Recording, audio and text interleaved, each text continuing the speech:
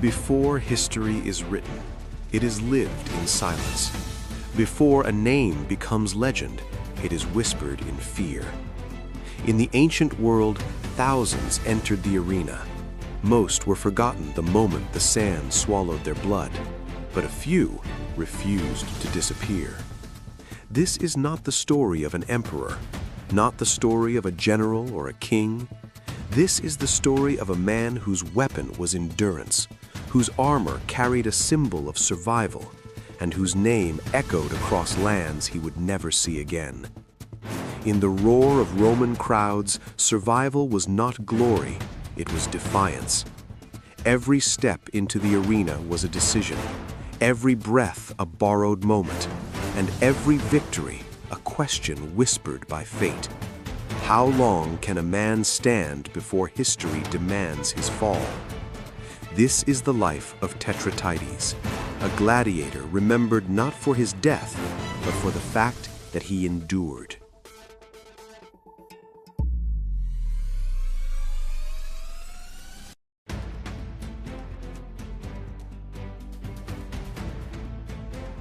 Silence was rare in a Roman arena. In a place where tens of thousands of people breathed together, silence existed only in the moment just before violence began. It was not peace, it was tension, the kind that pressed against the chest and made every heartbeat feel louder than the last. The murmur of the crowd rose like heat from the sand, heavy and restless, then suddenly collapsed into stillness. In that suspended moment, the man standing at the center of the arena was utterly alone. Not with the emperor, not with the roaring masses, only with the ground beneath his feet, the sun burning above him, and the quiet understanding that survival was never guaranteed. Tetraites understood that silence. He had learned it not in books or speeches, but in the narrow space between one breath and the next. His name appears only rarely in Roman records. He was not an emperor whose decisions shaped empires. He was not a general who commanded legions. He did not sit in marble halls debating the fate of nations. Yet when Tetraites stepped onto the sand, all of Rome watched him. In that moment, status meant nothing, birth meant nothing, wealth meant nothing, only endurance mattered.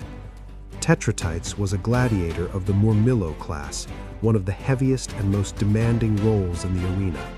He fought behind a long rectangular shield that punished the arm long before the enemy fell. He wore a thick helmet crowned with the symbol of a fish, narrowing his vision and trapping heat around his face.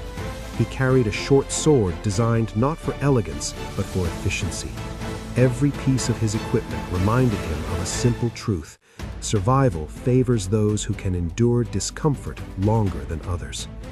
No one knows where Tetraites was born. Rome rarely cared about the origins of the men it sent into the arena. Gladiators were not valued for their pasts, only for their ability to perform in the present. Some believe Tetraites came from the lands of Gaul, shaped by a harsher climate and a harder way of life. Others argue he may have been born free, only to lose that freedom through debt, betrayal, or a single mistake that could never be undone. In Rome, freedom was fragile. It could vanish in an instant, replaced by chains and silence. When Tetraites passed through the gates of the ludus, whatever life he once had ended.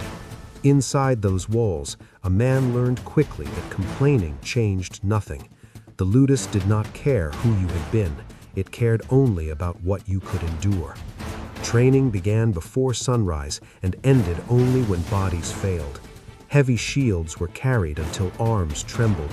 Wooden swords struck flesh until pain became familiar. Hunger, exhaustion, and fear were constant companions. Tetraites endured.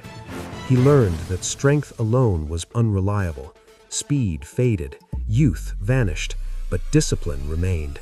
While others spoke of glory and imagined crowds chanting their names, Tetraites focused on breathing, on balance, on patience. He understood something many never did. The arena rewarded those who could wait. Every movement cost energy. Every mistake demanded payment. Survival belonged to the man who spent less than his opponent. Eventually, a decision was made. Tetraites would become a murmillo. To accept that role was to accept limits. The helmet restricted vision, the armor slowed the body, the shield demanded constant effort, but it also offered protection. The fish crest upon the helmet symbolized a silent hunter, relentless and calm beneath the surface. Tetraites embraced this identity completely. He did not seek admiration, he sought consistency. Day after day, he became harder to break. His first fight went unrecorded. That alone tells us how little Rome cared about most of the men it fed to the sand. His opponent was a retiarius, lightly armored and fast, armed with a net and trident. The crowd favored speed. They always did. They wanted motion, chaos, surprise. Tetraites offered none of it. He stepped back. He waited. He watched the net miss its mark. And when it did, the fight ended. The sand remembered him, even if Rome did not. More fights followed. Thracics gladiators with curved blades and sharp footwork, retiarii again and again, occasionally a provocator, heavy and stubborn. The pattern never changed. Tetraites absorbed pressure. He allowed fatigue to do its work. He allowed arrogance to grow. Then he ended the fight with precision. He did not raise his arms. He did not bow. He walked away. Because of this, his victories were rarely celebrated. Rome admired spectacle, not restraint. It loved noise, not silence. It remembered men who shouted, not men who endured. Yet within the walls of the arena, his reputation grew. Other gladiators noticed him, trainers trusted him, organizers relied on him. Tetraites did not panic, and in the arena, panic was death. Then came prudence. Prudence was everything Tetraites was not. Young, fast, charismatic, he understood the crowd and fed of its energy. Before fights, he saluted the stands and drew cheers.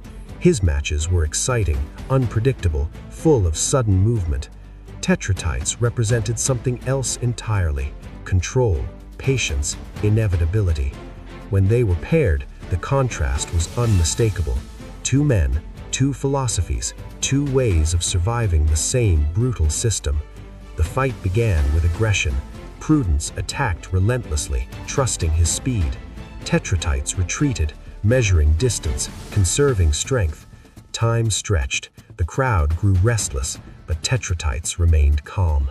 He waited for fatigue. He waited for overconfidence, and eventually it came. One mistake, that is all the arena ever needed. Tetraites stepped forward, raised his shield, and struck. Prudence fell to the sand. The arena went silent. Judgment followed. Thumbs hovered in the air, death or mercy. Tetraites did not lift his blade. He waited, and the decision was made. Prudence lived. That moment defined Tetraites more than any victory.